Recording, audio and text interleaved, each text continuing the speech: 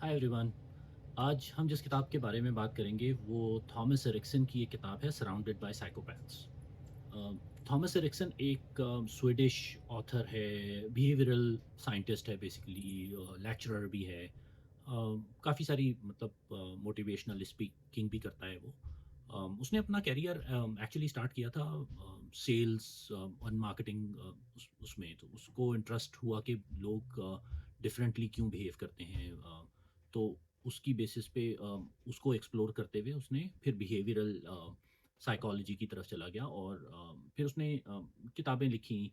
तो उसकी ये सराउंडेड बाय की किताबों की एक सीरीज़ है, इसने स्टार्ट किया था I think surrounded by idiots and then there are many books, I think there are about 6-7 books जो उसने लिखी हैं इसी सीरीज़ में।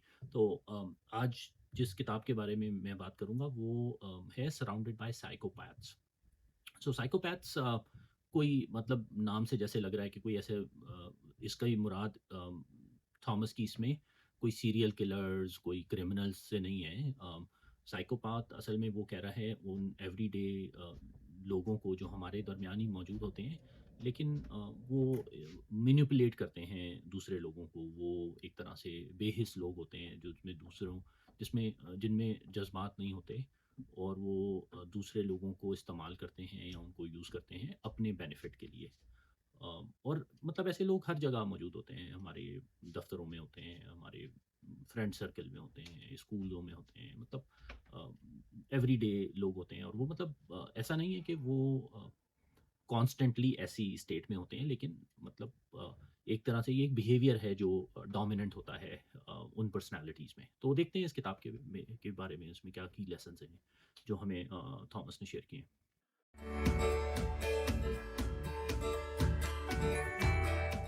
अपनी पहली किताब सराउंडेड बाय इडियट्स, उसमें थॉमस ने एक डिस्क कलर मॉडल पर्सनालिटीज़ का शेयर किया था। डिस्क है, D is for dominance, I is for inspiring, S is for stability या स्टेबल, और सी इज़ फॉर क्रिटिकल या क्रिटिकल थिंकिंग।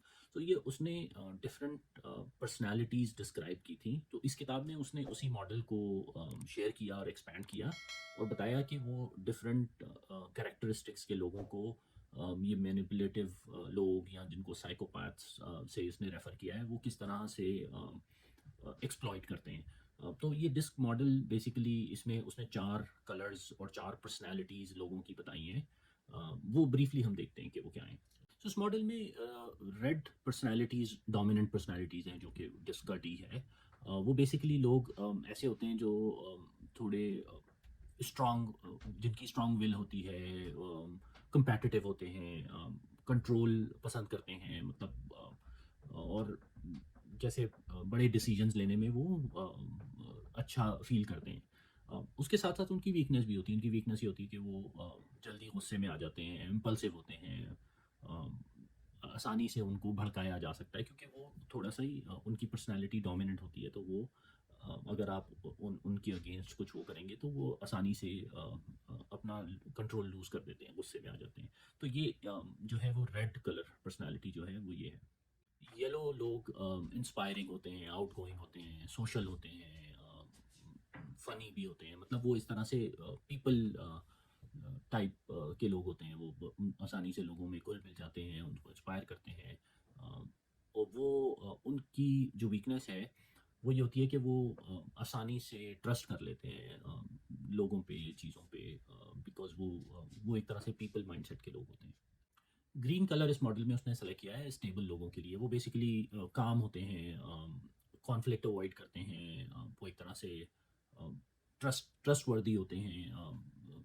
और उनकी वीकनेस ये होती है कि वो नो आसानी से नहीं कह सकते, इजीली प्रेशर में आ जाते हैं, उस मतलब गिल्ट जल्दी फील करने लग जाते हैं एंड ऑल दैट। लास्टली जो ब्लू कलर है वो उन लोगों के लिए जो कि क्रिटिकल थिंकिंग करते हैं, वो एनालिटिकल माइंड होते हैं, वो बहुत ज़्यादा डिटेल्स में घुसते हैं, लॉजिकल होते हैं, वो हर चीज़ की रीजनिंग वो करते हैं। तो उन लोगों का ये है कि वो बहुत ओवर थिंकिंग करने लग जाते हैं, इजीली डिसीजन नहीं ले पाते, बिकॉज वो हर चीज़ को बहुत डीपली एनालाइज करने लग जाते हैं। तो ये 4 पर्सनैलिटी टाइप्स उसने बताई हैं जो जनरली लोगों में होती हैं। मतलब मैं कोई सी पर्सनैलिटी टाइप का हूँगा, आप किसी और पर्सनैलिटी टाइप के होंगे। जब इन इन चीज़ों को आप देखेंगे ना तो आपको फील होने लगेगा कि यार मुझे लग रहा है कि मैं इस पर्सनैलिटी का हूँ, because because of the action that you do. और अगर आप थोड़ा सर्च करेंगे तो आपको और डिटेल करेक्टरिस्टिक्स उसने बड़ी डिटेल में इन पर्सनैलिटीज़ को डिफाइन किया है अपनी इस किताब में भी और पहले वाली किताब में भी। तो थॉमस कहता है कि ये जो साइकोपैथ्स होते हैं, ये मैनिपुलेटिव लोग जो होते हैं, ये आपकी पर्सनैलिटी को रीड करते हैं और आपकी पर्सनैलिटी के हिसाब से टैक्टिक्स यूज़ करते हैं आपको इन्फ्लुएंस करने की, आपको मैनिपुलेट करने की। मतलब अगर आप लेट्स से अगर आप ग्रीन पर्सनैलिटी हैं, आप जल्दी प्रेशर में आ जाते हैं या गिल्ट उसमें आ जाते हैं, तो वो आपको ऐसा वो करेंगे कि आप गिल्ट फील करेंगे।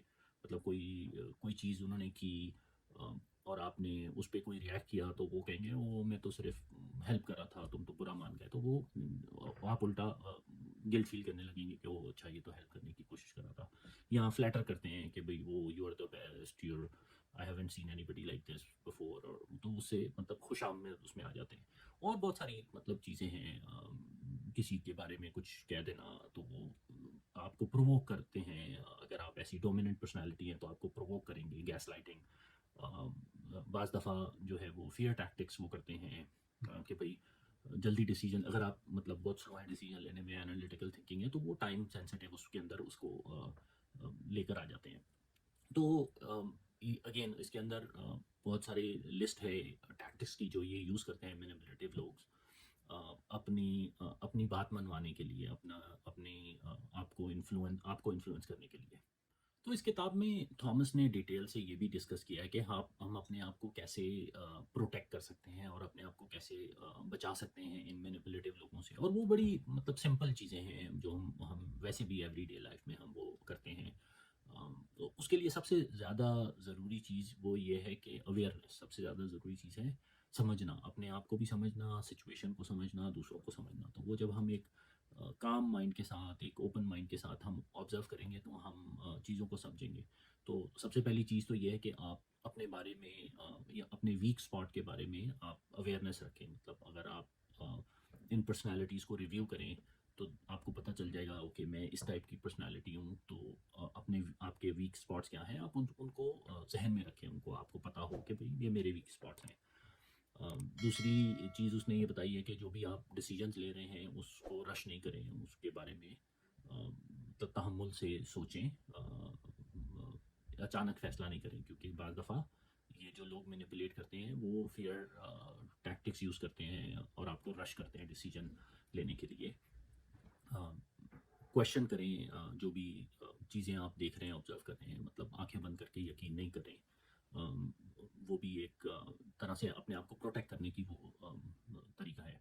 अपनी बाज़ दफ़ा हमारी सिक्स सेंस जो है वो हमें सही चीज़ें बता रही होती हैं। तो आप अपनी सिक्स सेंस पे या अपने गट पे जो है वो भरोसा करें।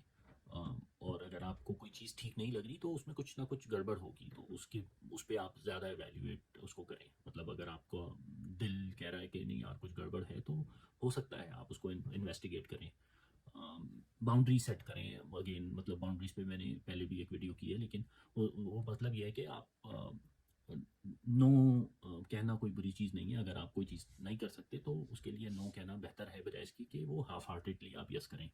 तो वो भी आप अपने लिए और दूसरों के लिए बाउंड्री सेट करते हैं। और लोगों की एक्शंस को ऑब्जर्व करें। आप देखें कि लोग किस तरह से बिहेव कर रहे हैं, ना कि किस तरह से बात कर रहे हैं, क्योंकि बात करना जो है वो बहुत टॉपिकल होता है। वो बहुत सारे लोग जो है वो बहुत बड़ी बड़ी बातें करते हैं, लेकिन actions always speak louder than word. तो अगर आप ये चीज़ें ऑब्जर्व करेंगे अपने अंदर भी और दूसरों के अंदर भी, तो आप आसानी से मैनिपुलेट नहीं होंगे। तो बेसिकली इस किताब में एक तो उसने रिकैप किया है अपनी पुरानी किताब से उन पर्सनालिटीज़ को, उसको दोबारा से डिफ़ाइन किया है और डिस पर्सनालिटीज़ को प्रॉपरली। फिर उसने ये बताया है कि अगर डिफरेंट टाइप ऑफ पर्सनालिटीज़ में लोग किस तरह से आपको मैनिपुलेट कर सकते हैं वो आइडेंटिफाई किया है, और फिर उससे बचने के तरीके भी बताए। तो एक बहुत अच्छी किताब है, आपको मतलब जनरल लिविंग बिहेवियर सिखाती है विद इन द कम्युनिटी। बहुत सारी चीज़ें ऐसी हैं जो हमें जनरली पता भी होती हैं, हमें आइडिया होता है, लेकिन वो एक तरह से उसको वैलिडेट करती है ऐसी किताबें, ऐसा लेसन। तो मुझे बहुत मज़ा आया ये किताब पढ़ने में। आपको भी अगर मौका मिले तो ये किताब ज़रूर पढ़ें। और इसके किताब के जो लेसन मैंने इस वीडियो में शेयर किए हैं उस पर गौर करें और उनको फॉलो करें, and I hope you will enjoy following this. Thanks.